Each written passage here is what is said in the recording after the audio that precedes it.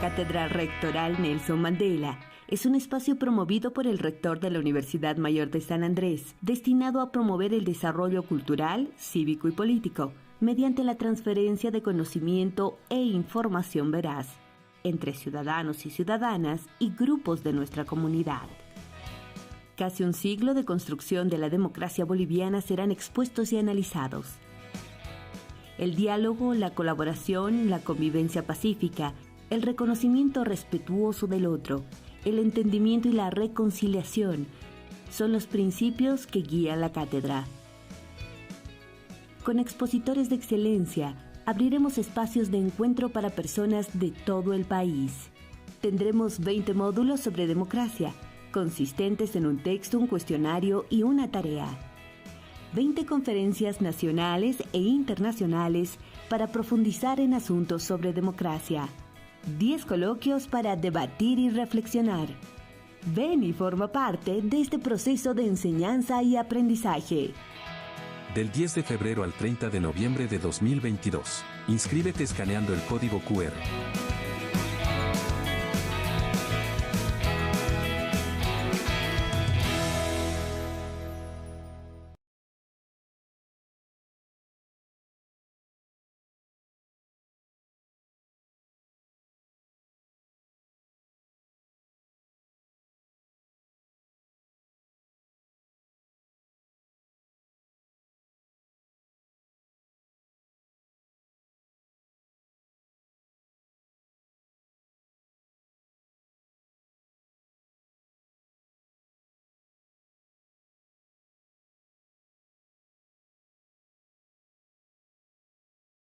En un servicio que se brinda a la población, a la ciudadanía en general y a los alumnos que se han inscrito en la cátedra, sobre los diferentes temas que hacen a este modo de convivir en paz, que es la democracia.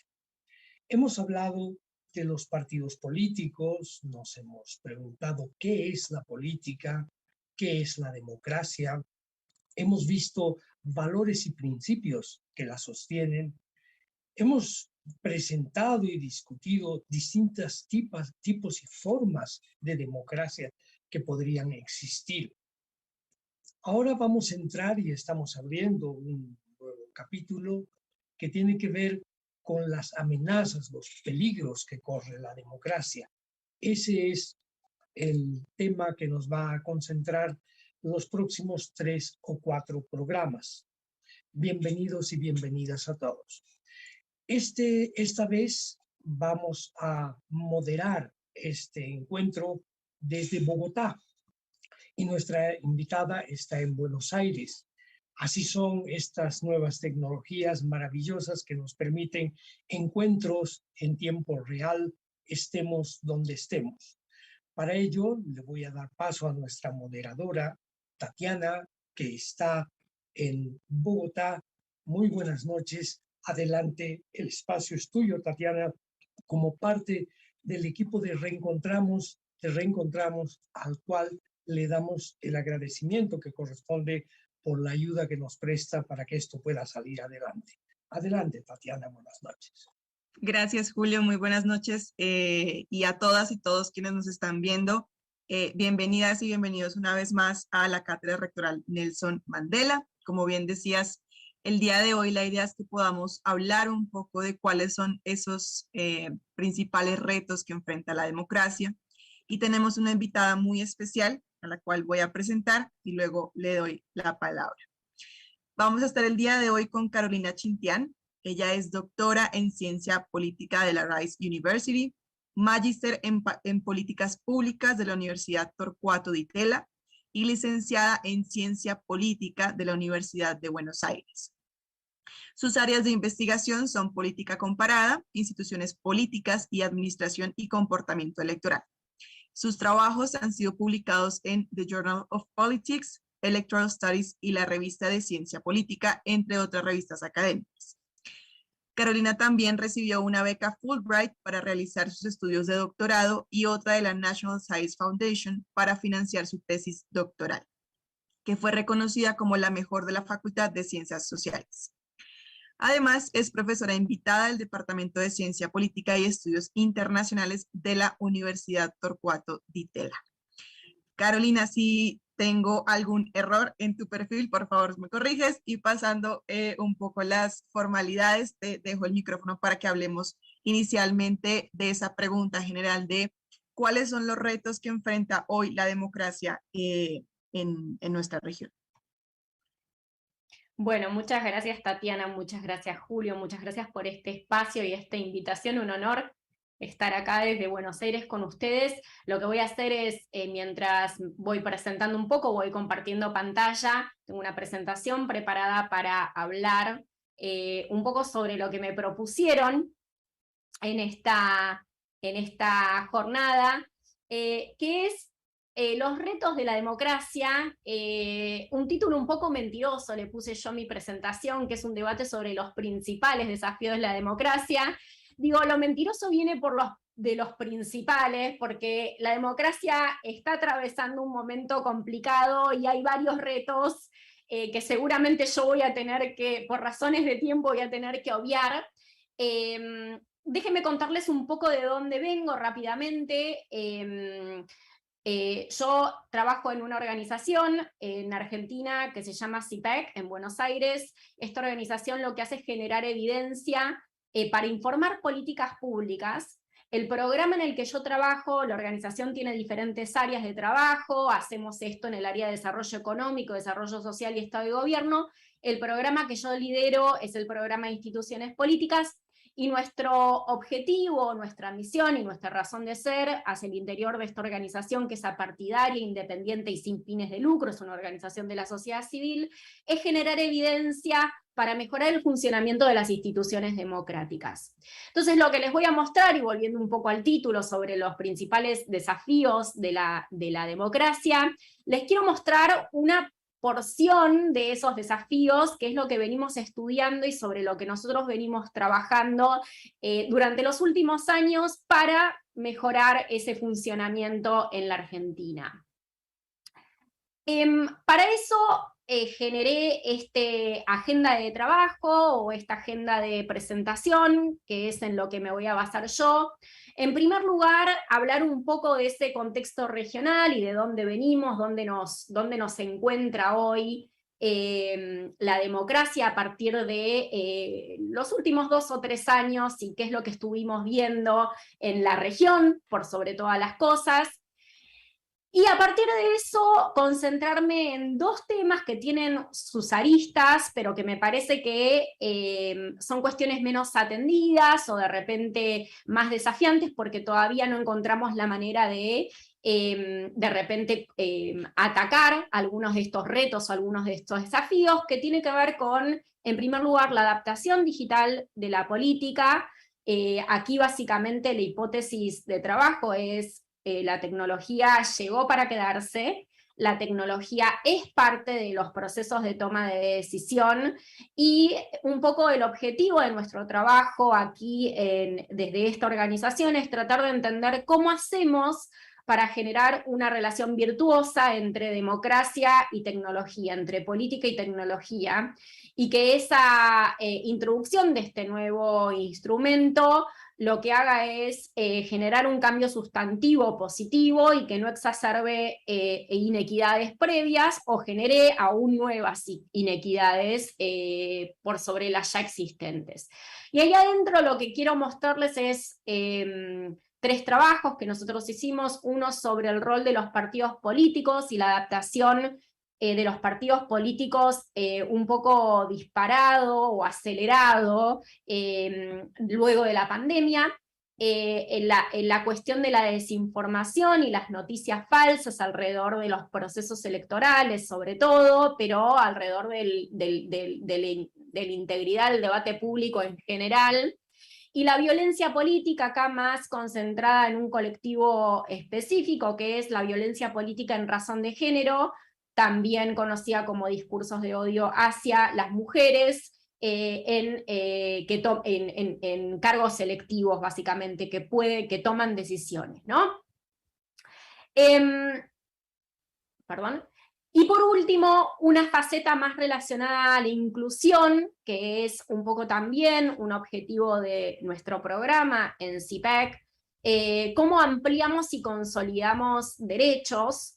Y acá quiero concentrarme en un actor que muchas veces no es problematizado, pero que nos parece fundamental porque son el futuro de nuestra democracia y están sufriendo un declive en la confianza en las instituciones, y son los jóvenes. ¿Cómo acercamos a las juventudes a la política?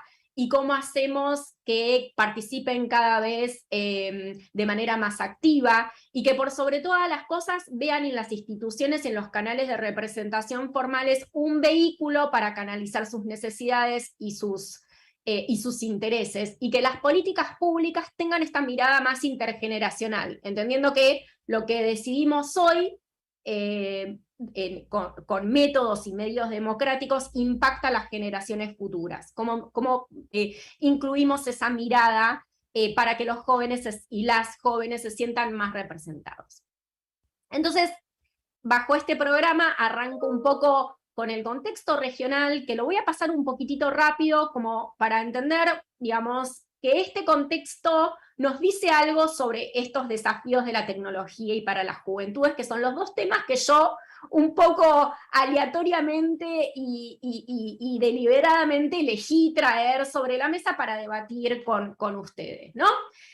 No aleatoriamente, deliberadamente es la palabra. Me gusta mucho una frase que saqué de Pew Research Center, que es una organización de Estados Unidos que trabaja en temas de democracia y hace encuestas, y esa frase dice: hoy más personas que nunca viven bajo regímenes que celebran elecciones regularmente, pero a pesar de la extensión del régimen democrático en el mundo, hoy por hoy este régimen parece estar experimentando una crisis de confianza. Y no solo hay una crisis de confianza en las instituciones democráticas, sino que en muchos casos esa percepción se transforma en algo real, y muchos de estos regímenes democráticos o democracias electorales, si se quiere, se encuentran en peligro de retroceder, ¿no? De dejar de ser democracias electorales para pasar a hacer algo diferente, entre regímenes híbridos y algo mucho más alejado de las democracias.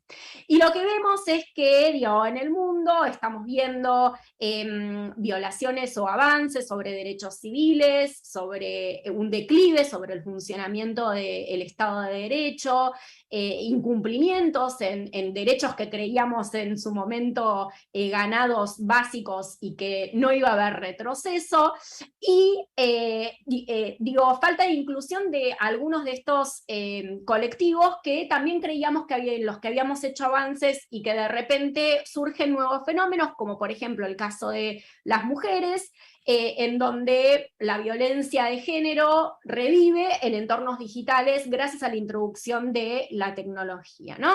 Entonces, todas estas ideas, obviamente ahí les dejo algunos datos que sacamos de Latinobarómetro. Nada más que el 55% de las personas en América Latina dice preferir la democracia frente a otras formas de gobierno, es decir, tenemos casi un 50% de la población que es indiferente, al tipo de régimen en el que se encuentra, o prefiere incluso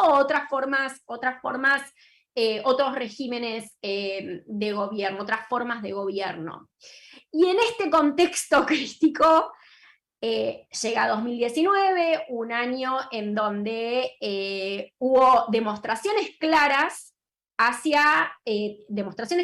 de estos niveles de insatisfacción respecto de la democracia. El caso de Chile es el caso paradigmático porque termina también en un proceso institucional constituyente, que hace poco conocimos los resultados y no sé si llamarlo fallido, pero no terminó como se esperaba, por lo menos al inicio de este proceso. Ecuador, Bolivia, Colombia, tenemos un montón de casos en donde las protestas comienzan con medidas específicas de los gobiernos, medidas que parecieran ser impopulares, pero que lo que terminan haciendo es poner de relieve un descontento social generalizado, y ponen de relieve una brecha de expectativa entre lo que se espera de los regímenes democráticos o de las democracias electorales, y lo que se recibe de esos regímenes, ¿no? ¿Qué termino teniendo o qué me termina dando la democracia?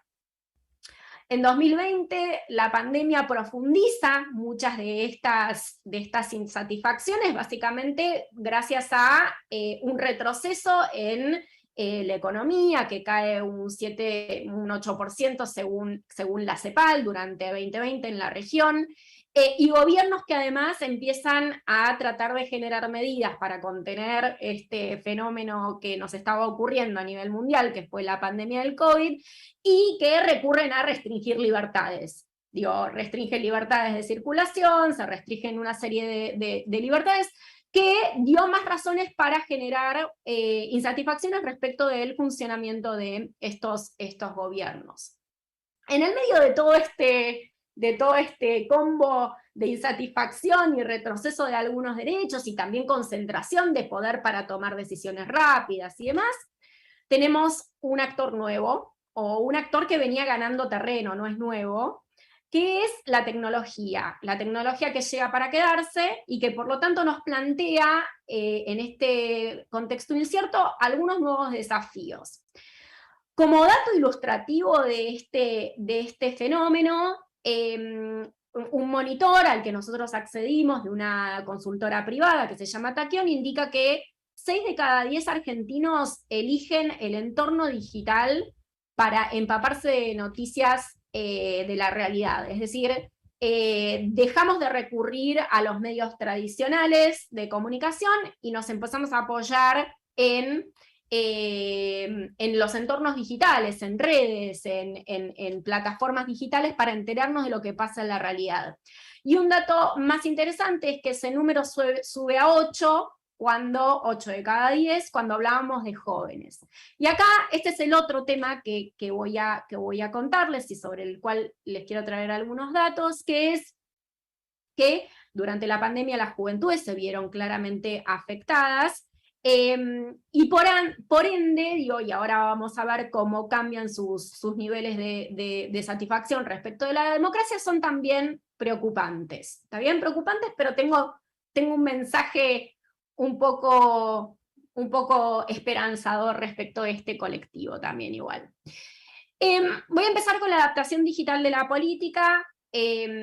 Aquí sabemos que durante la pandemia, durante los meses posteriores al estallido de la pandemia, hubo un traslado de muchas actividades al plano virtual. El Estado en general tuvo que hacer un pasaje de lo presencial a lo virtual. Y acá me parece interesante poner de relieve un actor que los politólogos y las politólogas repetimos como disco rayado, que los partidos son actores esenciales para la democracia. No concebimos democracia sin partidos políticos, porque, como diría el viejo Aldrich, los partidos políticos resuelven dilemas de acción colectiva y hacen posible esa democracia. Y sin embargo, son actores que también están experimentando esta crisis, y esta crisis de desconfianza hacia las instituciones. De acuerdo a el último Latinobarómetro, como para dejar un dato, el 30% de las personas de la región tiene poca confianza en los partidos políticos, y casi el 57% dice que no tiene nada de confianza. Y un dato más sobre aquella consultora, también concentrada, perdón la referencia siempre argentina, pero bueno, lo voy a hacer varias veces, voy a tratar de hablar de la región, pero son datos que tengo de Argentina que me parece que están buenos. Advierte que el 33% de las personas en Argentina que consultaron en el último monitor dicen que preferirían votar a una persona por fuera de la política en las próximas elecciones presidenciales. Entre este grupo, casi el 71% desea que esa persona por fuera de la política no tenga nada que ver con un partido político. Son datos alarmantes, ¿no? Los outsiders vienen ganando terreno. Las elecciones de Chile para la constituyente fueron un gran ejemplo, cómo los independientes empezaron a ganar terreno por la falta de confianza hacia los partidos políticos. Y acá yo les quiero mostrar algo que tiene que ver con cómo los partidos se adaptaron a la política, a la pandemia, y cómo de alguna manera lo voy a llamar una oportunidad perdida, vamos a decirlo. Y digo, es una oportunidad perdida, pero podemos repuntarlo. Les voy a adelantar un poco los resultados de este estudio que hicimos, ahora les voy a contar, pero durante la pandemia se trasladó todo a lo digital. Los partidos políticos tuvieron que también hacer una transición a lo digital, algo que en muchos casos en América Latina no estaban acostumbrados. Y lo que nosotros observamos de estos estudios es que la pandemia y la tecnología generaba una oportunidad para mejorar el vínculo y para acercar y para horizontalizar de repente esas relaciones que se vienen resquebrajando con la ciudadanía. Y lo que termina pasando, lo que nos damos cuenta, es que lo que sucede con la tecnología y los partidos políticos es que reproducen de alguna manera prácticas que en este momento no están generando la confianza que deberían generar entre la ciudadanía. Entonces, para ver esto, ¿están preparados los partidos políticos para la virtualidad? ¿Los partidos políticos pueden aprovechar la virtualidad o la tecnología para mejorar la relación con sus representados? Y la verdad la respuesta es no. Hicimos una consulta, junto con NDI, a dirigentes partidarios de 9 partidos de la región. Esto fue en medio de la pandemia, para conocer su percepción sobre cómo cambiaban las actividades de los partidos políticos en el gobierno, en las elecciones y como organización durante la pandemia, y cómo creen que iba a seguir en la post-pandemia, ¿no? Todo esto, qué de todo lo que habían innovado en medio de la crisis iban a seguir utilizando. Un total de 55 legisladores respondieron este cuestionario de 9 países diferentes. Y ahí le preguntamos si el reemplazo de las actividades presenciales por herramientas virtuales habían mejorado la relación con la ciudadanía y habían mejorado su trabajo. Lo que vemos acá es un gráfico de barras en donde cada uno de los colores representa si mejora, si es igual, si empeora o si no hubo modificaciones en el pasaje de lo presencial a lo virtual, y cada una de esas barras representa una actividad diferente que realizan los partidos políticos comúnmente. Las actividades que recibieron mayor cantidad de respuestas favorables, es decir, la virtualidad genera una mejora y que cree que eso puede redundar en una mejor imagen de los partidos políticos, son las actividades de comunicación con activistas y afiliados y actividades internas de debate y capacitación en los partidos políticos. Un 45% además de los consultados dijo que la difusión de mensajes generales al público mejora, y estas son las actividades, digamos, más unidireccionales. Cuando se le pregunta sobre la relación con los votantes específicamente y si mejora la movilización, digo, si hay más recepción respecto de los mensajes y demás, acá en cambio aparece como en el extremo opuesto, se ve como un desafío problemático. Casi el 40% dijo que la virtualidad empeora la movilización de los votantes a través de medios digitales. Y esto es cierto que tiene sentido en países como América Latina, donde la presencialidad en territorio es muy importante para las elecciones. Y finalmente, bueno, el tema de la recaudación de fondos lo voy a dejar entre paréntesis y en todo caso puedo ahondar más tarde. Pero también lo que hicimos para entender qué estaba pasando con los partidos políticos fue hacer un relevamiento de 62 partidos y revisar en 15 países, y revisar sus sitios web y cuentas de redes sociales para entender cuán preparados estaban para esta transición y cuánto había beneficiado a los partidos políticos esa transición a la virtualidad. Lo que vemos acá en esta tabla es los partidos, los países, con sus entre paréntesis tiene la cantidad de partidos políticos que revisamos, y diferentes actividades y cuánto se observa de cada una de esas actividades en sus sitios web. La faceta más visible de la adaptación fue el desarrollo de charlas, seminarios y debates, que es algo que continúa post-pandemia y que creo que los partidos los benefició, digamos, para hacer este tipo de cuestiones, ¿no? De repente un partido puede invitar a alguien de otro país para hacer una charla y esto hoy es posible y más factible. Sin embargo, todo lo que tiene que ver con las actividades más interactivas no aparecen como una innovación.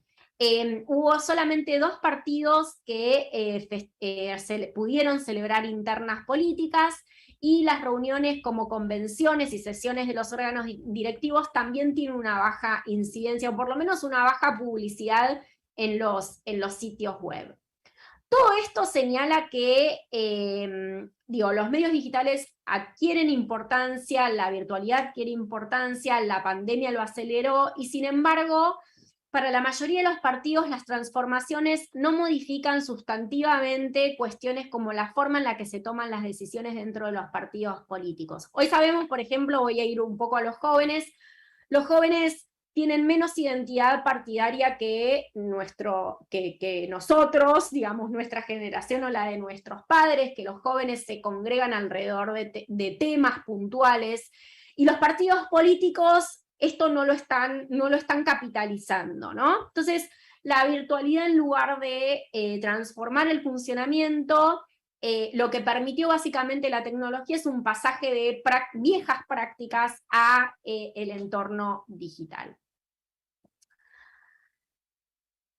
Esta idea de que hay procesos que venían sucediendo y que se aceleraron con la irrupción de la pandemia y con cada vez más actividad en lo virtual, nos lleva al segundo punto, que es la desinformación, que es un gran desafío, creo que tiene la democracia, porque todavía no encontramos o no hay consenso sobre cuál es la mejor manera de atacar este fenómeno, qué es nocivo para la integridad de los debates y qué es nocivo para el funcionamiento de la democracia. Sabemos que el fenómeno de la desinformación no es nuevo, pero con el uso más intensivo de las redes y los medios virtuales, esto se acrecienta, se acelera su ritmo y por lo tanto puede generar un daño mayor a las instituciones y a la integridad del debate público. Si pensamos específicamente en los contextos electorales, esta problemática se vuelve central a la hora de pensar en los desafíos más urgentes en la región. Las campañas políticas tienen cada vez un componente mayor de lo digital, digamos, y la ciudadanía se informa cada vez más en medios digitales.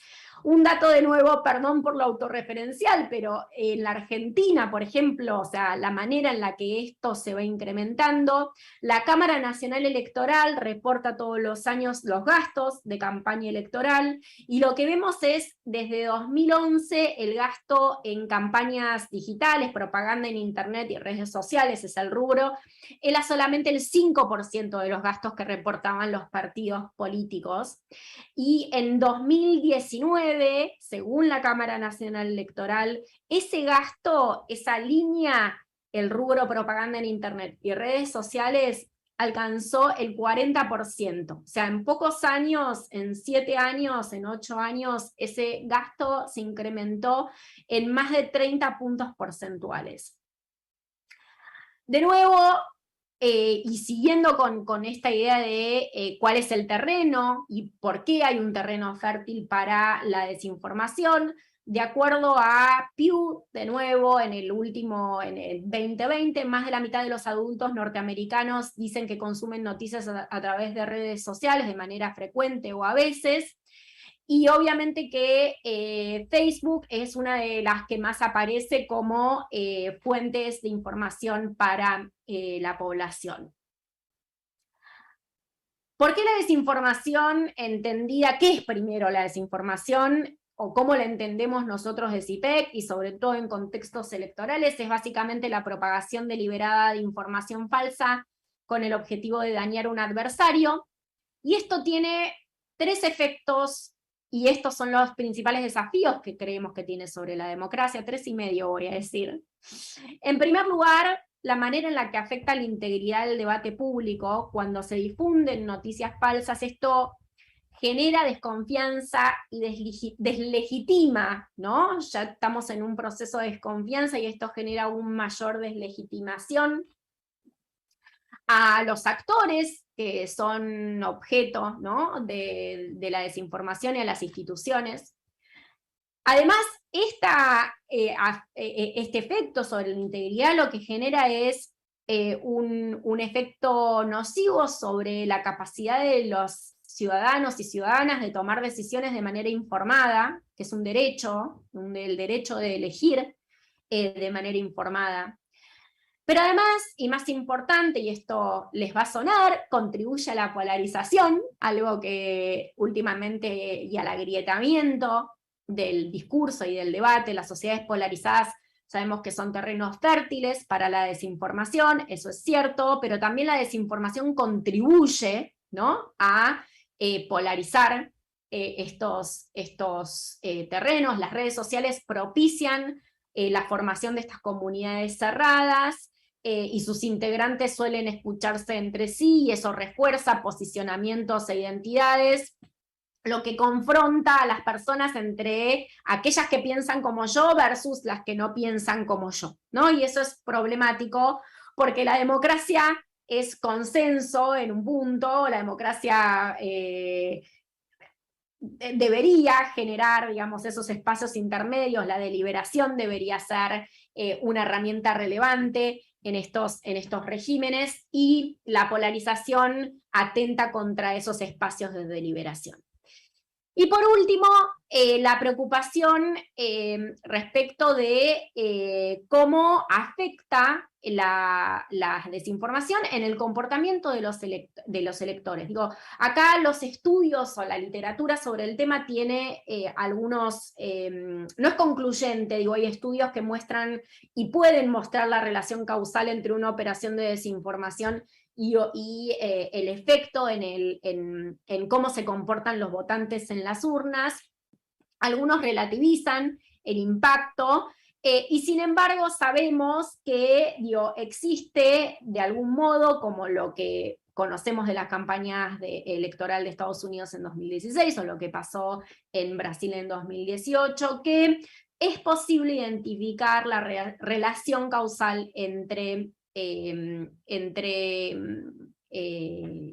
campañas de desinformación y comportamiento electoral. Voy a ir rápido, tengo un ratito más, tengo 5 minutos más. Voy rápidamente sobre el tercer punto, que es el tema de la violencia política en razón de género. De nuevo, aquí la hipótesis que se maneja es que no toda la población tiene la misma posibilidad de ser víctima de noticias falsas o ser afectados por los discursos de odio. Hay muchos estudios que indican que los ataques por medios digitales varían en intensidad y tienen distintas consecuencias en la vida diaria de las personas, en el trabajo, y sobre todo en las trayectorias profesionales entre hombres y mujeres. Y en política es más probable que las candidatas o las políticas representantes mujeres sean objeto de noticias falsas y discursos de odio en los ataques de redes sociales. Entonces, bajo esta idea, también lo que hicimos desde CIPEC es empezar a estudiar ese fenómeno. La evidencia muestra, por ejemplo, que el 67% de las candidatas mujeres en la Asamblea Constitucional de Chile, independientemente de su orientación política, fueron víctimas de violencia online. O otro estudio de Pew dice que el 70% de las mujeres afirman que el acoso online es un problema importante en comparación con solamente el 54% de los hombres. Entonces, hay una realidad, que es que los discursos de odio afectan de manera desproporcionada a las mujeres, y esto genera una nueva fuente de desigualdad en las democracias, y esa desigualdad tiene que ver con, en el caso de la violencia política hacia mujeres candidatas o que ejercen cargos, es que refuerza estereotipos de género, por un lado, es decir, esta idea de que las mujeres están menos preparadas para la política, y por el otro lado contribuye a algo que es la autocensura, contribuye a silenciarlas, porque el temor a ser víctimas de estos ataques hace que, por ejemplo, hay estudios súper interesantes que dicen que las mujeres en Twitter postean menos ideas originales y retuitean o likean más posteos de otras personas, ¿no? Este es un indicador de que hay una autocensura por temor a ser víctimas de estos ataques. Y lo que hicimos acá, de nuevo en la Argentina, hicimos junto con la Dirección de Igualdad de la Cámara de Diputados y el NDI, un cuestionario para recoger percepciones sobre este fenómeno. Y acá les voy a mostrar 2 o 3 datos que me parecen interesantes. Se les preguntó a estas personas que ejercen cargos políticos, hombres y mujeres, si les parecía que el fenómeno de la violencia política online era un fenómeno que existía y que contribuye, y es un problema para las sociedades, y el 85% de las respuestas indicaron estar muy de acuerdo, y 11% muy... O sea, hay un reconocimiento de que esto es un verdadero problema. Pero algo que me parece mucho más interesante es que hicimos esta pregunta, que a mí me gusta mucho, que es si estaban de acuerdo o en desacuerdo con la idea de que las personas pueden expresar libremente su opinión a través de redes, independientemente del contenido del mensaje. Porque acá, atrás de todo esto, de la temática de la desinformación y de los discursos de odio, está el cuidado de la libertad de expresión, ¿no? Algo que tenemos que preservar y tenemos que cuidar. Entonces, digo, hay 2 fenómenos que entran en choque, que es cómo hacemos para cuidar la integridad del debate al tiempo que no censuramos y que no coartamos la libertad básica, que es la libertad de expresión. Y acá me parece interesante mostrar que hay opiniones más encontradas, o las opiniones están un poquito más dispersas sobre qué hay que hacer. Un 27% dijo que está muy de acuerdo con la idea de que hay que expresar lo que se quiera expresar, independientemente del contenido, pero hay un 20% también que nos dice que o un 6%, perdón, que no veo bien en mi pantalla, un 11% que dice que está muy en desacuerdo y un 20% que dice que está algo en desacuerdo con esta idea de que se puede expresar lo que se quiera independientemente del contenido. Básicamente, lo que nos está mostrando esto es lo dificultoso que resulta entonces la cuestión de la regulación de estas cuestiones por la tensión que genera la libertad de expresión y las problemáticas asociadas con estas herramientas digitales. La paso esta, así les cuento un poco sobre el tema juventudes rápidamente. Me gusta mucho este tema porque para mí es un gran reto de la democracia cómo traer a la juventud a la política, y porque los jóvenes, las y los jóvenes de hoy son nuestros dirigentes de mañana. Y si nuestros dirigentes de mañana no están conformes con cómo funciona, ¿no?, la democracia, si tienen desconfianza en las instituciones, si tienen desconfianza en los partidos políticos, si no confían en la justicia, me parece que estamos enfrentando un gran problema que hay que atender hoy. Es un problema del futuro que hay que atender hoy. Y sobre todo porque, ahí hay un par de datos: el apoyo a las instituciones democráticas por parte de las juventudes está en declive, solo el 50% de los y las jóvenes de entre 15 y 25 años creen que la democracia es preferible a cualquier otra forma de gobierno, y esto es 15 puntos porcentuales menos que los mayores de 61 años. Y me parece que acá hay un mensaje claro, que es que tiene que ver con estos datos que les quiero mostrar, con un trabajo que hicimos junto con UNICEF para entender qué está pasando con las juventudes, si hay interés en la política, si no hay, o qué es lo que, si consideran que sus ideas se ven o no se ven representadas. Y acá hay 2 gráficos que les voy a contar rápidamente, si quieren después lo podemos volver a ver. pero que tiene que ver con la tensión que existe entre la valoración del voto, la valoración de la participación política, el interés en política, y la falta de representación de las ideas a través de los canales formales. Lo que nos dice estos dos gráficos es que los jóvenes creen que siempre hay que participar, esto es en el contexto de Argentina, ¿está bien? Que siempre hay que participar en las elecciones porque las elecciones y el voto es un derecho ganado, y esto lo dijo más del 40% de los jóvenes a quienes entrevistamos o consultamos. Y sin embargo, el 52% de estos mismos jóvenes entienden que sus ideas no se ven representadas por ningún partido ni candidato que se presenta a elecciones. Y esto es problemático porque es un mensaje esperanzador, por eso digo, hay un mensaje esperanzador en todo esto, que es que hay una valoración de la democracia, hay una valoración de la participación, pero hay un problema con la manera en la que nuestras instituciones actuales, tal y como las concebimos en este momento, pueden canalizar los intereses de las juventudes a los espacios de tomas de decisión. Y acá un dato más, y con esto prometo que cierro, así empezamos la conversación, tiene que ver con el hecho de que también me parece un mensaje esperanzador.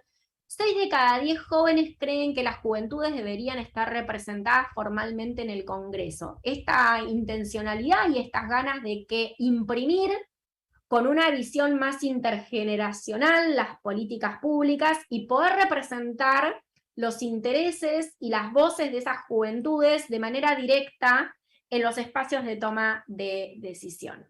Bueno, con esto corto, así no hubo más tiempo y bueno, escucho sus comentarios. Muchísimas gracias, Carolina. Creo que compartir. Perfecto.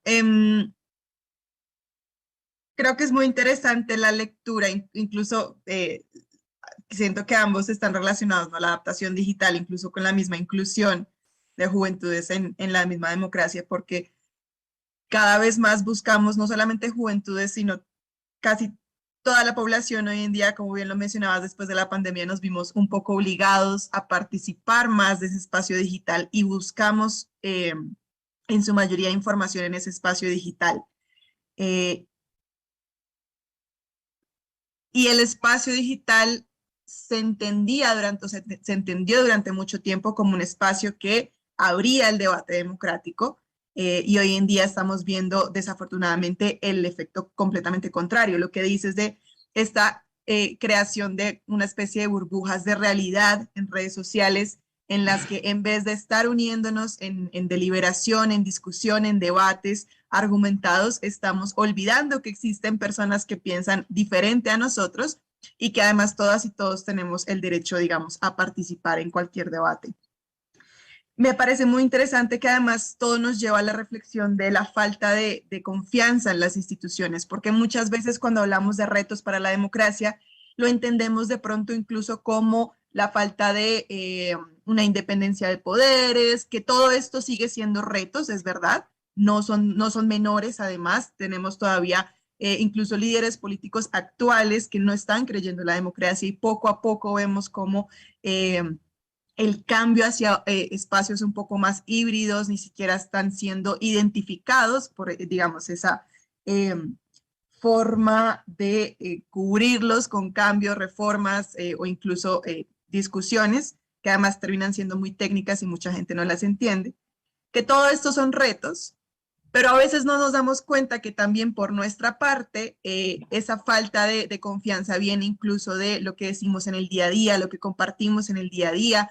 Algunos consejos de desinformación incluso nos dicen, leamos primero antes de compartir, antes de dar un like, antes de retuitear, porque finalmente terminamos siendo replicadores de esa información, o desinformación en todo caso.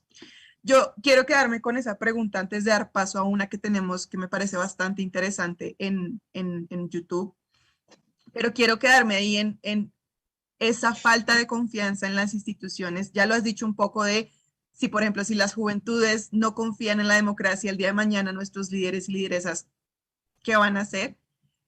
Pero ¿cómo podemos entender esas consecuencias de no confiar en nuestras propias instituciones?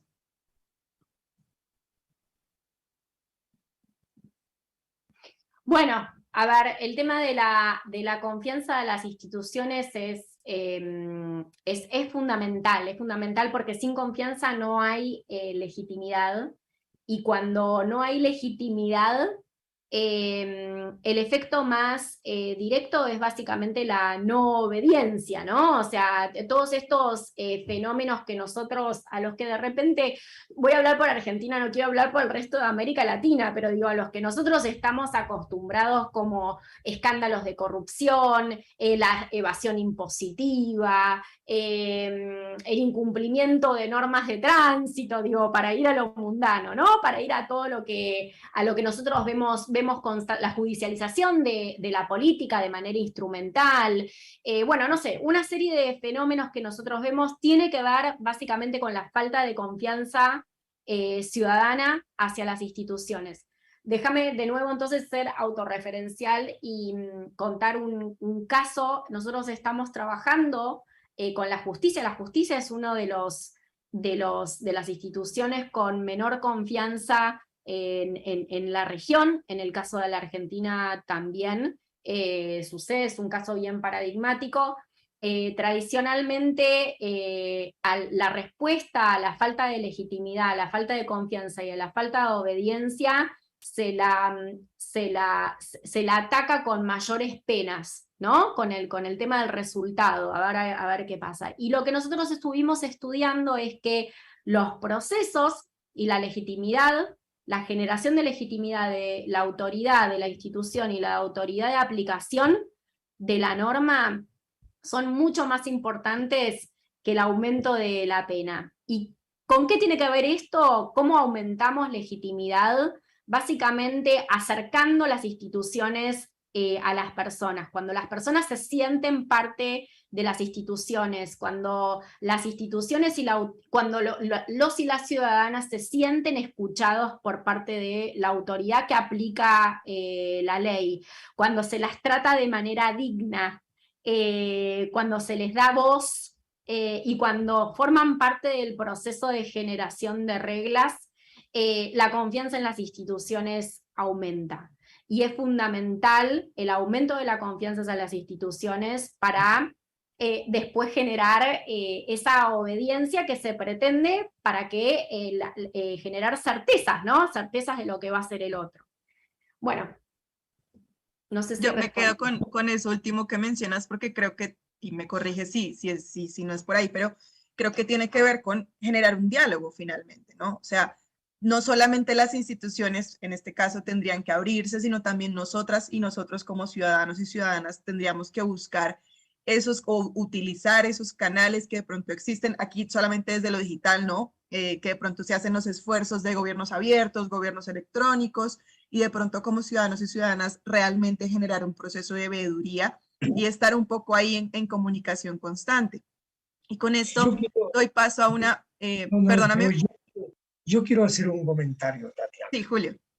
Porque creo que ha sido medular en un momento la intervención de Carolina, cuando ha hablado de la adaptación de la política y de las instituciones políticas a este momento de medios digitales.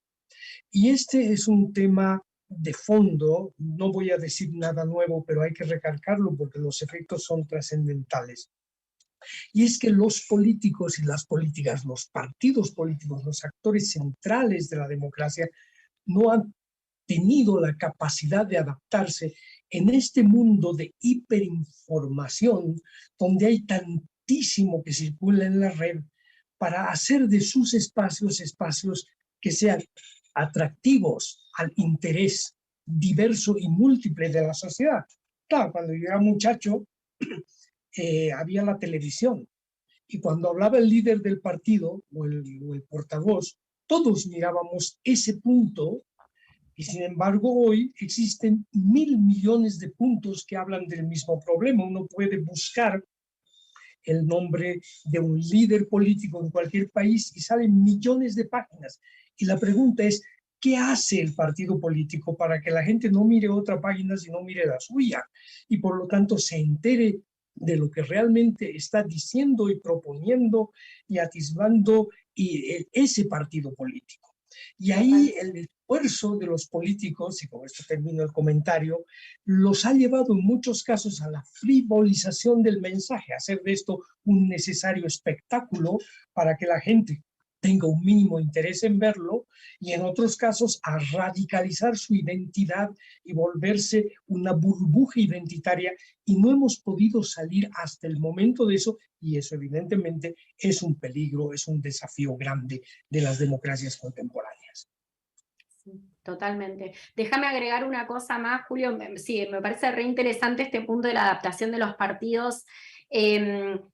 Hay otro punto que a mí no lo mencioné, pero que lo estamos pensando hace un tiempo desde CIPEC, y tiene que ver con la capacidad de los partidos políticos en este mundo nuevo de gestionar, ¿no? Porque, digo, nosotros lo que vemos es muchas veces la cara visible de la política, que es la cara más electoral, y sin embargo me parece que lo que sucede muchas veces es que los partidos terminan fallando en la otra cara, que es una vez que están en el gobierno. Los partidos tienen estas tres caras, que son una organización que hace elecciones, pero que también ocupa espacios de toma de decisión. Creo que gran parte de la brecha expectativa que tiene la ciudadanía respecto de la democracia tiene que ver con esto, con que finalmente el Estado gestionado a través de los partidos políticos no es capaz de satisfacer esas expectativas que tiene la ciudadanía respecto de lo que votó, ¿no? Lo que vota durante la elección, o lo que se prometió durante la elección. Aquí esta conversación un poco me sirve para conectar con las preguntas que tenemos en el chat, y le recuerdo igual a todas y todos que nos están viendo que pueden dejar las preguntas en el chat de la plataforma de YouTube. Pero Carlos Rodrigo Zapata nos pregunta cuáles son las claves esenciales para construir entonces partidos estables que sean sólidos y permanentes, con esta premisa de que finalmente son la base o los guardarraíles que llamamos ahora de la misma democracia. Y en ese mismo sentido, Jesús Limpias nos pregunta incluso, y por eso uno de las dos preguntas por el tema que estamos tratando, y es, ¿qué aspectos básicos deberían considerarse para construir un sistema de partidos que apliquen una democracia? Sí, la pregunta dice, que apliquen una democracia que restituya la institucionalidad democrática. No sé, bueno. Creo que ambas van hacia ese elemento de, primero, qué deberían tener los partidos como instituciones, y segundo, cómo debería estar conformado, o elementos básicos de ese sistema de partidos para fortalecer la democracia. Bueno, es una pregunta difícil de responder. Creo que no tengo la respuesta, pero un poco, o por lo menos lo que nosotros hipotetizamos, o lo que yo hipotetizo, tiene que ver un poco con lo que venía diciendo anteriormente en respuesta al comentario de Julio. Yo creo que hemos llegado a un punto de desarrollo de las campañas electorales y de sofisticación enorme, que tiene, bueno, sus desafíos, como la desinformación, las burbujas, las cámaras de eco y demás. Pero creo que todavía estamos en una faceta más primitiva en lo que tiene que ver con la gestión de los partidos políticos. Entonces voy a jugármela, y voy a dar dos cuestiones. Me parece que una tiene que ver con acercarse un poco más y entender cuáles son las reales demandas de la ciudadanía. Y por el otro lado, preparar a sus cuadros. Creo que eso es algo que es un gran problema en este momento para la gestión. Y voy a agregar una más, que tiene que ver con los espacios de deliberación. ¿Qué incentivo puede tener un partido político para deliberar o sentarse y consensuar con el de enfrente, si estamos pensando todo el tiempo en cómo ganar la siguiente? Y lo único que quiero es diferenciarme, digamos. Entonces, me parece que esto es como termina siendo como un círculo un poco vicioso. Me parece que reeditar esos ámbitos de deliberación, poner en el centro los poderes legislativos en países como los nuestros, que son presidencialistas, generar espacios para que los poderes legislativos, que es donde los partidos tienen más trabajo porque es ahí donde se delibera y se consensúa, tengan un rol central en los procesos de diseño y generación de políticas públicas. Me parece que también puede ser una manera de darle un rol más activo a los partidos políticos. Esa sería un poco mi respuesta. No sé si respondí, es una pregunta difícil. No, está perfecto. Igual, para las personas que nos están viendo, si también quieren ahondar más en temas de partidos políticos como tal, tuvimos a través de la Cátedra Rectoral Nelson Mandela algunas conferencias en días pasados, donde dedicamos completamente la discusión respecto a partidos políticos y pueden de pronto retomar allí algunas de las reflexiones que hicimos. Voy a leeros otra pregunta que me parece interesante que tenemos en el chat, y de pronto con esto vamos llegando al final, que nos hace Álvaro Alavi, y es justamente hablando de la participación de las juventudes y los últimos datos que nos dabas, y es si los jóvenes deberíamos tomar el poder. Yo a esto le sumo una cosa solamente como para la conversación, y es si deberíamos en ese sentido pensar en reemplazar una generación con otra, o si realmente deberíamos buscar un diálogo intergeneracional. Bueno, voy a tomarme el atrevimiento de no responder a la pregunta si los jóvenes deben tomar el poder. Voy a responder un poco yo creo que es muy importante el involucrarse. Y en ese involucramiento me parece que, de nuevo digo, me parece la clave es el diálogo intergeneracional. Creo que no es el reemplazo de una generación por otra, sino que es, en primer lugar, para la dirigencia actual, interpelar a la juventud. Digo, ¿por qué los menores, bueno, en la Argentina se vota a partir de los 16 años, ¿por qué los menores de 16 no son blanco de las campañas electorales? Bueno, pues porque no votan, ¿no? Entonces, o porque son un sector, o porque la juventud de 16 a 18 es un porcentaje mínimo de la población.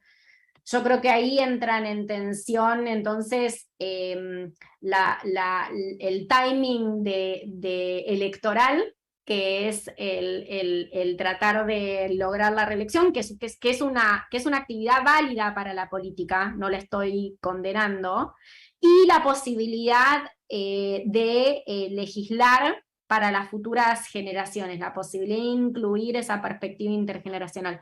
Una manera podría ser incluyendo a los jóvenes de manera más activa en las listas y que puedan resultar electos, como se hizo en su momento con las mujeres y con las leyes de paridad, y que los partidos políticos proactivamente incluyan cupos de jóvenes para que puedan lograr perforar ese techo de cristal y acceder de manera más rápida.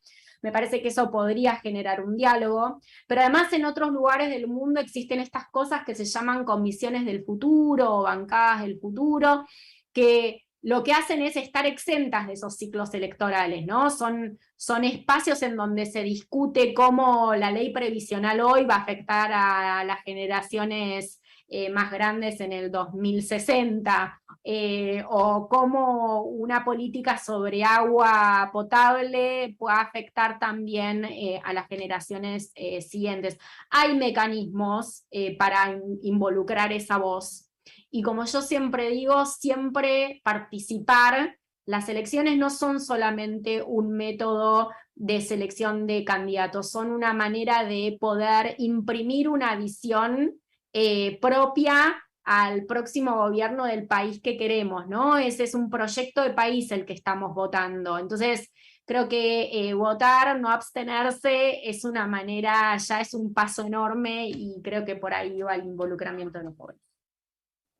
Muchísimas gracias, Carolina. En general, creo que tanto en el tema de la desinformación como el tema de la inclusión, la misma confianza en las instituciones la importancia pasa por el diálogo, buscar siempre espacios donde podamos realmente contrastar nuestros puntos de vista desde el respeto, y las tecnologías de la información bien utilizadas nos van a servir mucho para esto y sobre todo para que desde la misma ciudadanía podamos buscar incluso fortalecer las instituciones y recuperar esa confianza que un poco hemos perdido en estos últimos tiempos en la región. Con esto estamos llegando al final de nuestro tiempo destinado para la conferencia. Julio, te devuelvo entonces en este momento la palabra para que hagamos nuestro cierre antes del final. Muchas gracias, Tatiana. Corresponde hacer un brevísimo comentario sobre la riqueza y el contenido que hoy hemos tenido la oportunidad de compartir. Gracias a la intervención desde Buenos Aires de Carolina, me cuesta mucho, Carolina, decir tu apellido, es difícil de pronunciar.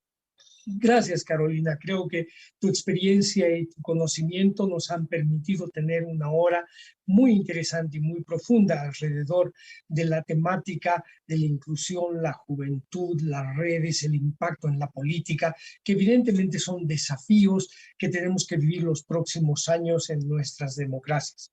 Quiero agradecer también a Tatiana y a Erika, que no la hemos escuchado, pero que está ahí detrás, de reencontrarnos, sin las cuales esto no sería posible, y al equipo técnico que hace que la transmisión es impecable el día de hoy. En nombre del rector Óscar Heredia Vargas de la Universidad Mayor de San Andrés, quiero agradecer al público que nos ha visto y nos ha escuchado y a todos aquellos que nos van a ver y nos van a escuchar en diferido, que son la gran mayoría de quienes participan con nosotros en la Cátedra Rectoral Nelson Mandela. Con esto será entonces, si no me olvido de nadie, creo que no me olvido, con esto será entonces hasta el próximo jueves, cuando vamos a seguir profundizando y escarbando en el tema de las amenazas, los peligros, los desafíos que viven en nuestra región las democracias el día de hoy. A todos un fuerte abrazo y un gran saludo.